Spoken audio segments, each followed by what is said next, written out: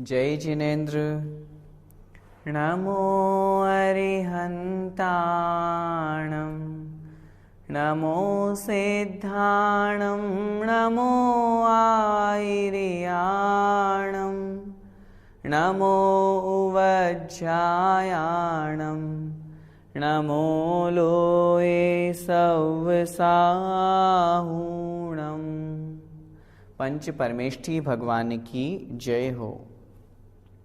आचार्य भगवान श्री विद्यासागर जी महाराज जी के परम आशीर्वाद से, पूज्य गुरुवर मुनि पुंगव श्री सुधा सागर जी महाराज जी की पावन प्रेरणा से मैं किरण प्रकाश जैन, व्याख्याता श्री दिगंबर जैन श्रमण संस्कृति संस्थान सांगानेर से आप सभी को स्वाध्याय पाठ्यक्रम की ये कक्षाएं पढ़ा रहा हूँ।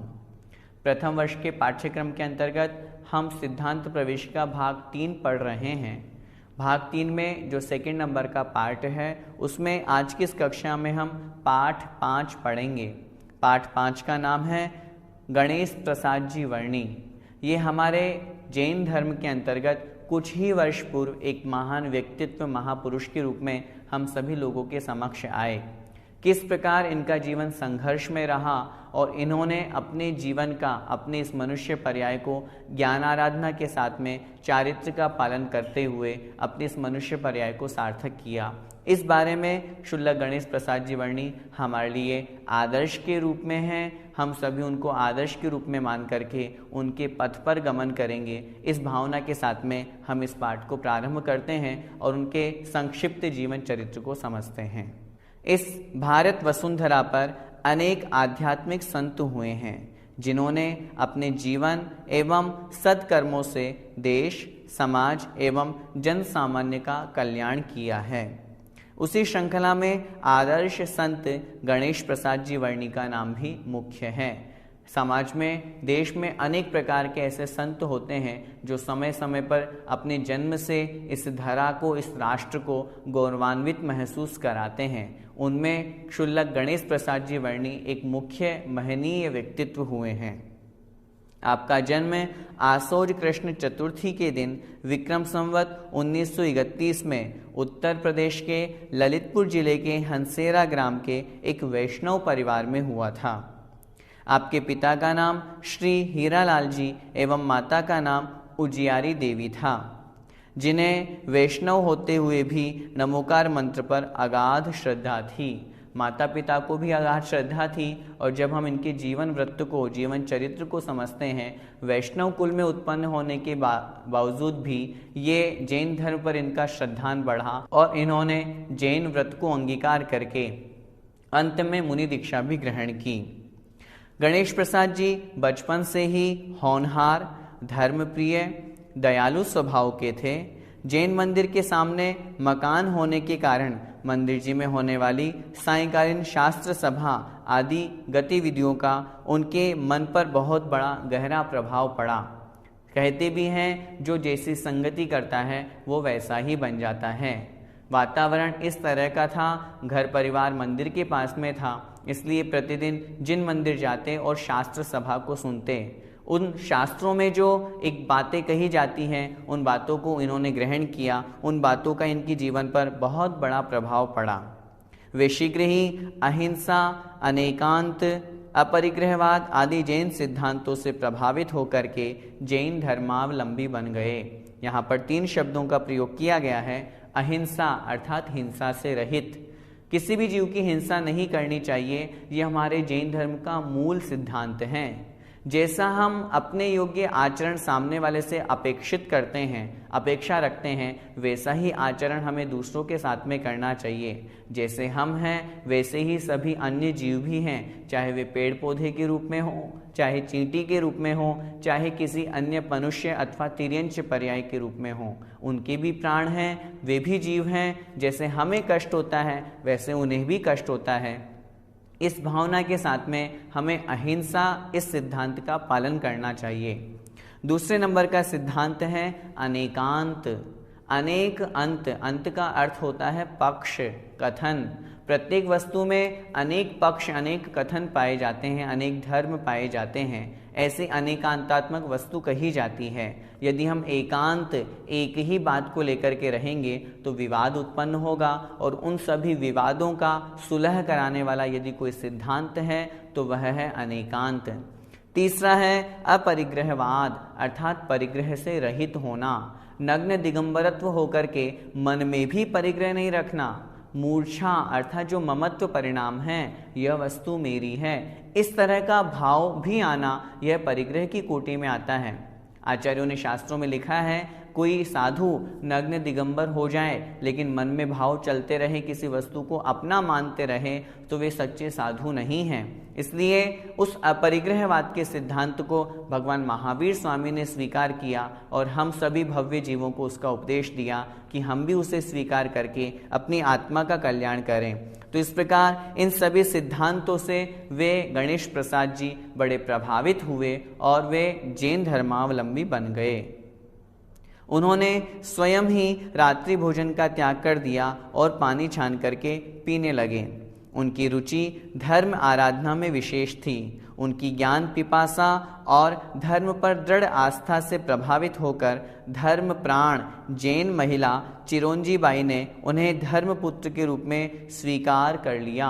कहने का तात्पर्य, ज्ञान की पिपासा, ज्ञान की प्यास उनके अंदर इतनी अधिक थी, ललक थी कि मैं कहीं से भी ज्ञान प्राप्त करूं। ऐसी स्थिति देख करके हमारे यहाँ पर एक बहुत धार्मिक महिला हुई है जिनका नाम है चिरोंजा बाई जी। उन्होंने उन गणेश प्रसाद जी को अपने धर्मपुत्र के रूप में स्वीकार कर लिया और स्वीकार करके जैन धर्म एवं दर्शन का गहन अध्ययन करने की उनको प्रेरित किया। तब उन्होंने मथुरा, जयपुर, काशी आदि बड़े बड़े स्थानों पर जाकर के बड़े बड़े विद्वानों से विद्या अर्जन की, और उनकी विनम्रता, सादगी और लगन ने अनेक विद्वानों को प्रभावित किया।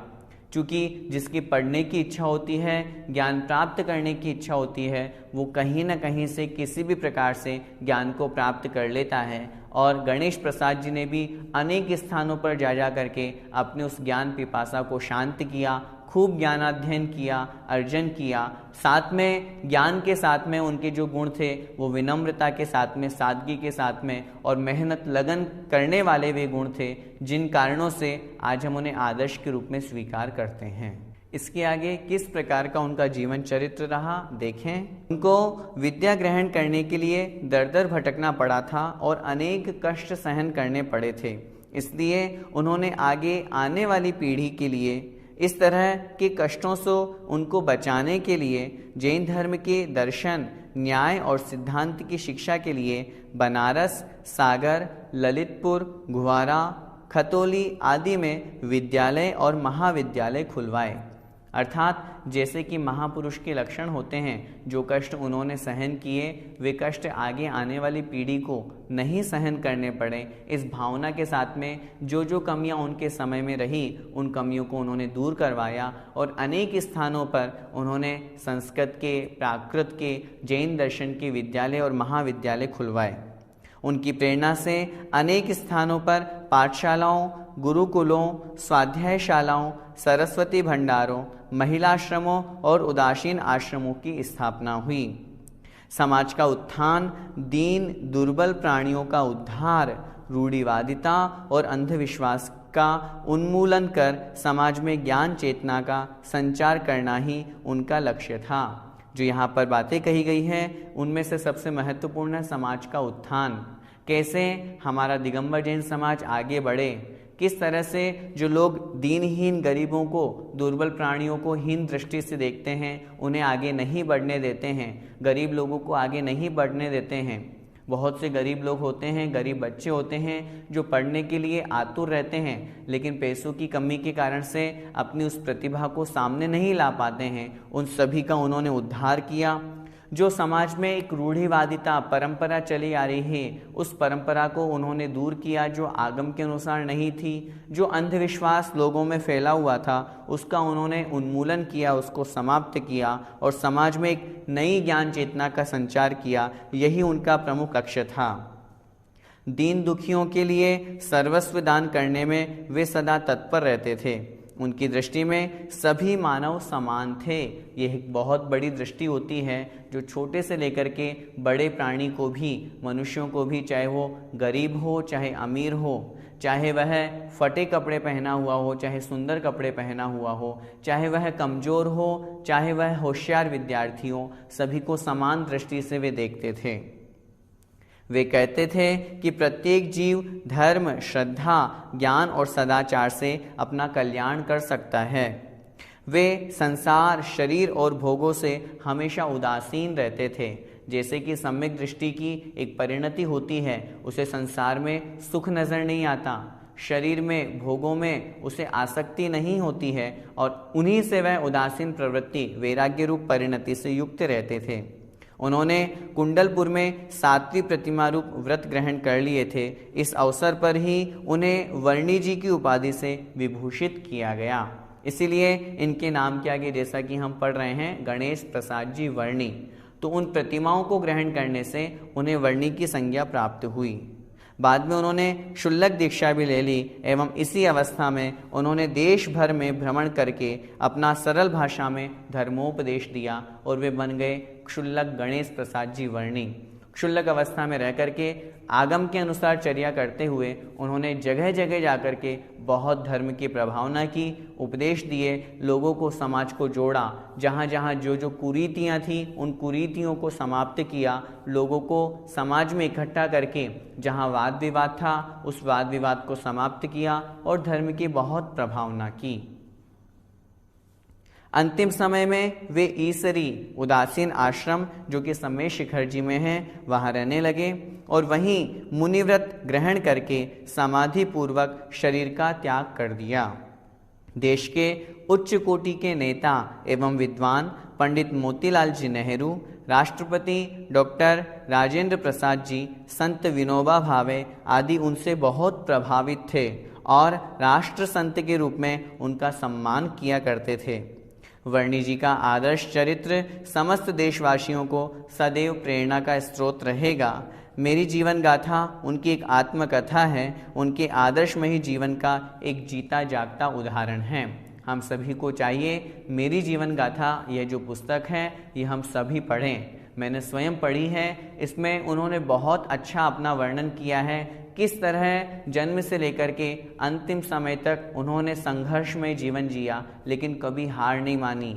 ज्ञान को प्राप्त करने के लिए उन्हें कहाँ कहाँ नहीं भटकना पड़ा, कितने दिनों तक उन्हें गुड़ और चने खा करके रहना पड़ा, लेकिन फिर भी उसमें भी उन्होंने संतोष वृत्ति और सरलता का भाव अपनाया, विनम्रता का भाव अपनाया और उसी का परिणाम है कि वे आज हमारे समक्ष एक आदर्श के रूप में प्रस्तुत हैं।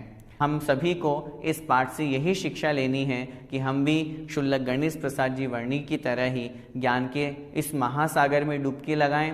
ज्ञान को तो प्राप्त करें ही करें, जैसे उन्होंने व्रत प्रतिमाओं का पालन किया, जैसे उन्होंने क्षुल्लक व्रत को ग्रहण किया और जैसे अंत में मुनि व्रत को अंगीकार करके समाधि पूर्वक मरण किया।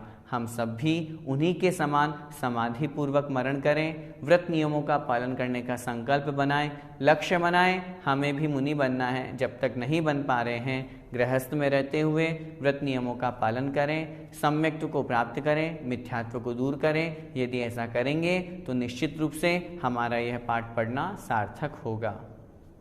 जय जिनेंद्र।